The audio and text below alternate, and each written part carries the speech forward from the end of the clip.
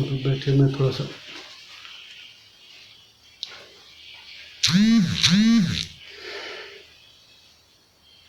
आवाज़ मेरी आ रही, किसी कोई आ रही मेरी आवाज़?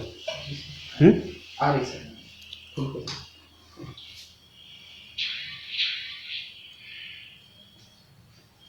सभी साथियों को नमस्कार।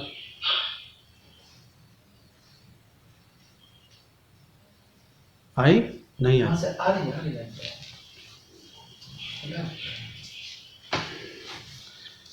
साथियों, सबसे पहले तो मैं आप लोगों से माफ़ी मांगता हूँ। कल मैं 8 बजे आपसे आप सब लोगों से मुलाकात करने के लिए बात हुई थी, लेकिन मैं रास्ते में था, बारिश हो रही थी, इस कारण मैं पहुँच नहीं पाया समय से। इसलिए मैंने कार्यालय के माध्यम से, अपने साथियों के माध्यम से आप लोगों से निवेदन कर लिया था कि हम लोग 8 बजे कल शाम का छोड़ के आज 9:30 बजे कर लिया जाए। आप लोगों ने मेरी बात को माना। जो साथी हमारे नाराज़ हो गए हों उनसे मैं सॉरी बोलता हूँ। देर होने की वजह से मैं कल आप लोगों से बात नहीं कर पाया। साथियों, आज हमको बहुत महत्वपूर्ण मुद्दे पर बात करनी है आप लोगों से। आपको भी बहुत समझने की ज़रूरत है। जिस दिन से हम लोगों ने जन अधिकार पार्टी बनाई, या मैं कहूँ कि जब से मैं राजनीति के बारे में जानने लगा हूँ, किसी भी पार्टी में कहीं में रहा हूँ मैं, लेकिन मेरा एक उद्देश्य, मेरा एक विचार हमेशा रहा है कि जो इस देश का पिछड़ा तबका है, गरीब तबका है, दलित है, जिसको हजारों साल से आज तक हक अधिकार नहीं मिले, आज़ादी के 73 साल बाद भी उन्हें हक अधिकार नहीं मिले, कम से कम उन्हें आज ऐसी स्थिति में आना चाहिए कि उनको जीवन के हर पहलू में आगे बढ़ने का मौका मिले। जब हमारे देश में लोकतंत्र है, लोगों के द्वारा सरकारें चुनी जाती हैं और हमारे लिए सारे कानून सरकार के द्वारा बनाए जाते हैं, तो कम से कम उन सरकारों को ये ज़रूर हमारे हित और हमारे बच्चों के हित के बारे में सोचना चाहिए। आरक्षण की व्यवस्था हुई, हम सारे लोग उसके पक्षधर हैं, और जेल से निकलने के बाद हम लोगों ने एक सूत्री कार्यक्रम जनसंपर्क यात्रा में आरक्षण को लेके, रिजर्वेशन को लेके उत्तर प्रदेश के 75 जिलों में 611 जगहों पर हमने लोगों से बात की और लोगों को बताया। आज स्थिति हमारे सामने बहुत विकट है। आप सब साथी अच्छी तरह जानते हैं कि आरक्षण लगभग समाप्त कर दिया गया है। मेडिकल में ओबीसी के कोटे से एक भी बच्चे का एडमिशन नहीं है, और जो हमारे साथी हैं जो अपने को पिछड़ी जाति के नेता कहते हैं या बहुजन समाज के नेता कहते हैं या और जो बैकवर्ड क्लासेज के नेता हैं, आज के समय में किसी भी नेता का एक भी स्टेटमेंट, जो हमारे बच्चे हैं, जो गरीब छात्र हैं, जो मेडिकल में जाना चाहते हैं और दूसरे क्षेत्रों में जाना चाहते हैं, उनके हक में एक भी पार्टी का कोई नेता नहीं बोल रहा है। आज अगर उस बात को कोई कह रहा है तो जन अधिकार पार्टी कह रही है, मैं कह रहा हूँ, भागीदारी संकल्प मोर्चा कह रहे हैं, ओम प्रकाश राजभर जी कह रहे हैं, आदरणीय रामकरण कश्यप जी कह रहे हैं, अनिल चौहान जी कह रहे हैं, बाबूराम पाल जी कह रहे हैं, बिंद जी कह रहे हैं, प्रजापति जी कह रहे हैं, श्रीमती कृष्णा पटेल जी कह रहे हैं। जो हमारे साथी भागीदारी संकल्प मोर्चा में हैं, वही लोग इस बात को उठा रहे हैं। आज हम लोग पूरे प्रदेश में ये हैसियत अभी नहीं बना पाए, अपनी कमियों के कारण, कि हमारी बात को वजनदारी से लिया जाए। इसलिए मैं आज आप लोगों से ये कहना चाहता हूँ कि अगर हम चाहते हैं कि हमारे बच्चों को, हमको जो हक अधिकार मिले हैं, हमारे महापुरुषों ने बहुत संघर्ष करके हमें यहाँ तक पहुँचाया है, वो हक अधिकार अगर हम आगे नहीं ले सकते तो कम से कम हम वहीं पर, वो उससे पीछे न जाए, वहीं पर कम से कम उतने अधिकार तो हमें मिले रहे। इस बारे में हमें जागरूक होने की ज़रूरत है, सावधान होने की ज़रूरत है। आज आरक्षण में क्रीमी लेयर की चर्चा बड़ी जोरों पर है। आप लोग अखबार और टीवी में तो उसको नहीं देते होंगे, लेकिन सोशल मीडिया के माध्यम से आप तक भी वो बात पहुंचती होगी। कुछ बहुत थोड़े लोगों ने पहल भी की है, लेकिन जिन जिम्मेदार लोगों को हम लोगों ने वोट देकर के वहां तक पहुंचाने का काम किया है, उन जिम्मेदार लोगों में से किसी ने इस बात की पहल नहीं की। ओबीसी में क्रीमी लेयर का सिस्टम किया जा रहा है।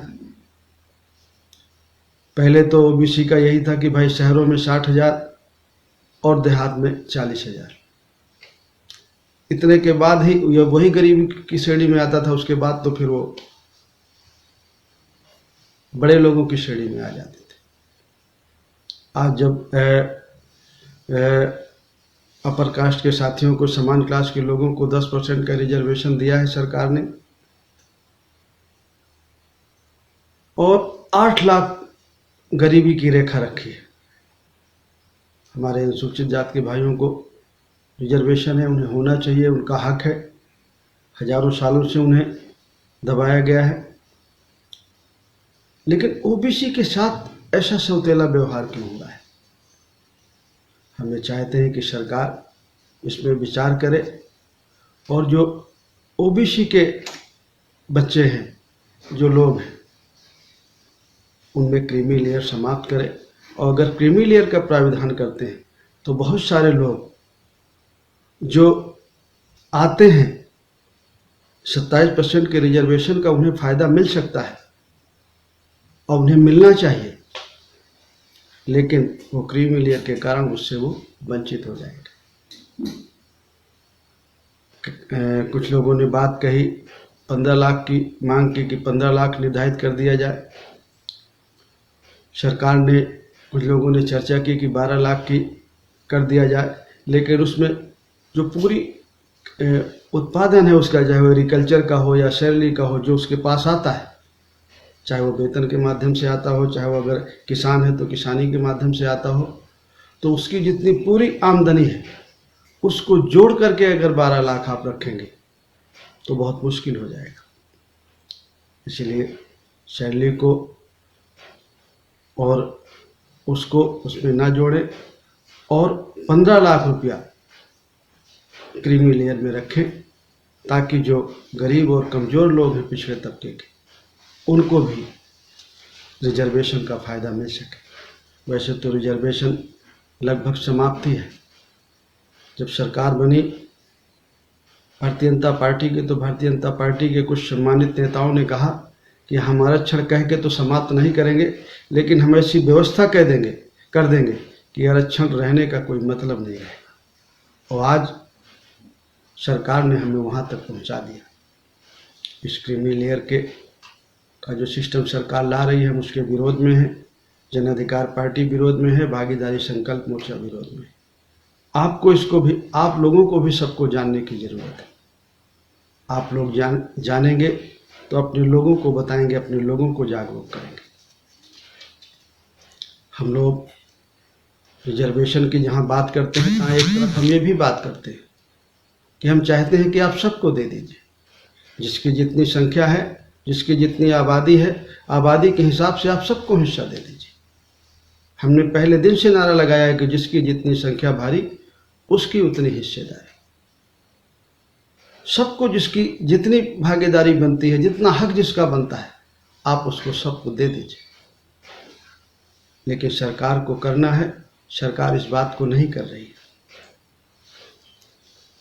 अन्याय अत्याचार जिसको लेकर के हम लोगों ने 1 जून से 7 जून तक 1 हफ्ते का धरना दिया, उसके बाद हम लोगों ने 22 जून से हर सोमवार को धरना देने की घोषणा की कि जब तक सरकार हमारी बात नहीं सुनती है, अनवरत हम लोग, जब तक हमारी समस्याओं का समाधान नहीं होता, तो हम लोग हर सोमवार को धरना जिला मुख्यालय में, विधानसभा मुख्यालय में और गांव-गांव में फिजिकल डिस्टेंस का पालन करते हुए जो सरकार ने नियम बनाए हैं इस समय कोरोना महामारी के, उसमें उसका सबका पालन करते हुए हम अपने अपने घरों से विरोध प्रदर्शन करेंगे। और आप लोग साथी सब कर भी रहे हैं, लेकिन उत्पीड़न रुकने का नाम नहीं ले रहा है। उत्तर प्रदेश में बड़े पैमाने पर उत्पीड़न हो रहा है। जो गरीब और कमज़ोर लोग हैं, पिछड़े हैं, दलित हैं, पत्रकार हैं, कोई ये छूता नहीं है। बड़े पैमाने पर उत्पीड़न हो रहा है, हत्याएं हो रही हैं, सरकार उनकी सुन नहीं रही है। अभी आपको मालूम है 22 जुलाई को गाजियाबाद में एक पत्रकार को गोली मार के हत्या कर दी गई। छेड़छाड़ का उसने विरोध किया था। कानपुर में 17 जुलाई को एक ब्रजेश पाल है, चौरी चौरा गांव के, उसके दोस्तों ने उसको गला दबा के मार दिया और 20 लाख रुपए फिरौती की भी बात की थी। कासगंज में 26 जुलाई को घटना हुई, 4 लोगों को गोली मार दिया गया और वहाँ के सदर विधायक जो सरकार से संबंधित है उन पर भी आरोप है। गोरखपुर में